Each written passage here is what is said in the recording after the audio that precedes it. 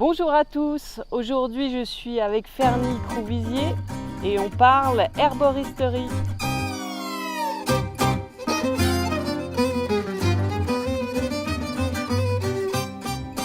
Bonjour Fernie. Bonjour. Alors Fernie, tu es présidente de l'association pour le renouveau de l'herboristerie, c'est ça?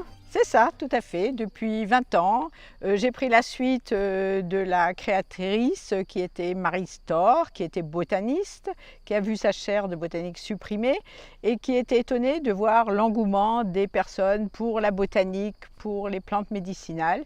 Et c'est pour ça que cette association a été créée. Alors dans quel but c'est donc de l'enseignement et puis de la promotion de l'herboristerie en fait. Tout à fait. Alors nous, on revendique en tant qu'association ce diplôme d'herboriste qui a été supprimé en 1941 sans faire de bruit puisque les anciens herboristes pouvaient continuer à exercer. D'accord. Et donc à quoi sert l'herboristerie, Fernie, finalement ?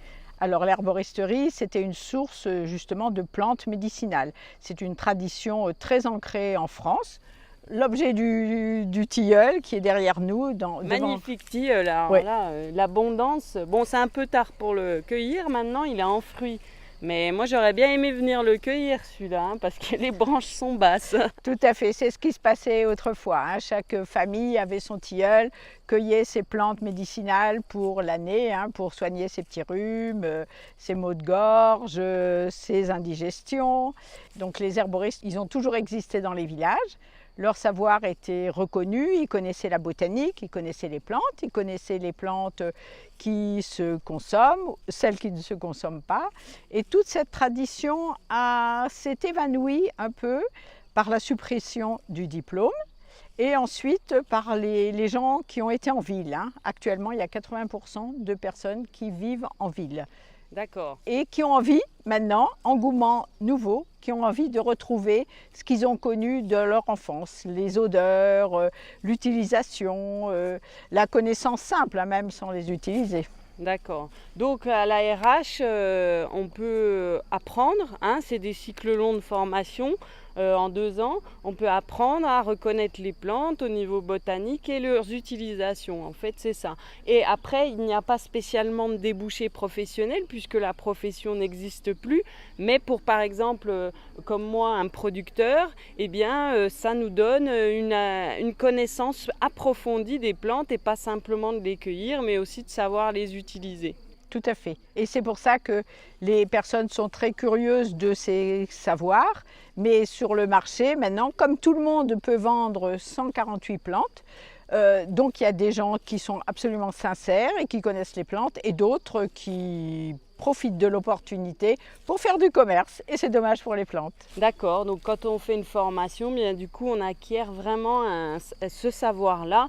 Hein. Bon, en 2 ans ça ne suffit pas évidemment, mais il faut quand même s'investir beaucoup. Mais du coup il y a quand même ça et là des écoles à Paris, à Lyon, à Montpellier qui sont quand même sérieuses et vous êtes organisés d'ailleurs en fédération du coup pour essayer de faire une demande au niveau gouvernemental pour que le métier d'herboriste réapparaisse et ça c'est en cours, voilà, c'est un travail qui est en cours au Sénat. Voilà, c'est ce qui se passe. Joël Labbé porte ce projet après Monsieur Fichet, hein, qu'il avait porté sans succès, donc il le porte actuellement, donc sont reçus les écoles, les fédérations, les producteurs, les syndicats, les pharmaciens, voilà, donc on essaye de défendre la cause et on espère que ce projet aboutira. Alors aboutira à la reconnaissance d'un diplôme d'herboriste. Voilà. Mais alors à quel ministère s'adresser ? Actuellement, la pharmacie a envie de reprendre la main sur ses connaissances, bien qu'eux-mêmes ne le pratiquent plus guère, mais ils n'ont pas envie de laisser cet enseignement à d'autres qu'eux-mêmes. D'accord, donc il faut essayer de trouver comme ça, de s'accorder et puis de trouver un moyen de faire une formation sérieuse pour que les gens puissent se soigner de manière naturelle. C'est un peu le but. Essayer de... Bon, il y a beaucoup de gens qui ont plus envie vraiment d'ingurgiter des médicaments de synthèse. Donc voilà.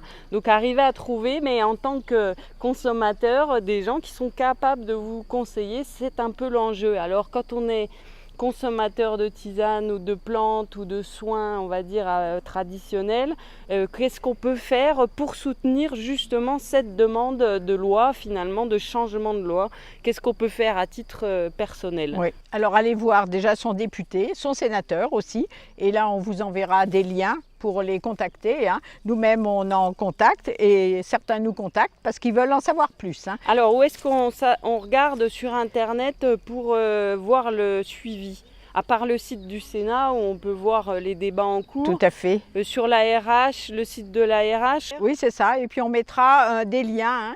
Et allez regarder aussi des liens qu'on a sur notre site, notamment l'intervention de Flavien Meunier, qui est avocat, spécialiste de la cause, et qui, donc on a enregistré son intervention lors du congrès de l'année dernière. Voilà, merci Fernie de ton accueil à Chalancon, dans la Haute-Ardèche, si je ne me trompe pas, siège de l'ARH. Et j'espère que ça vous a donné envie d'en savoir un peu plus sur les enjeux autour de l'herboristerie. Et restez connectés, soyez sauvages. Merci à toi, merci à vous.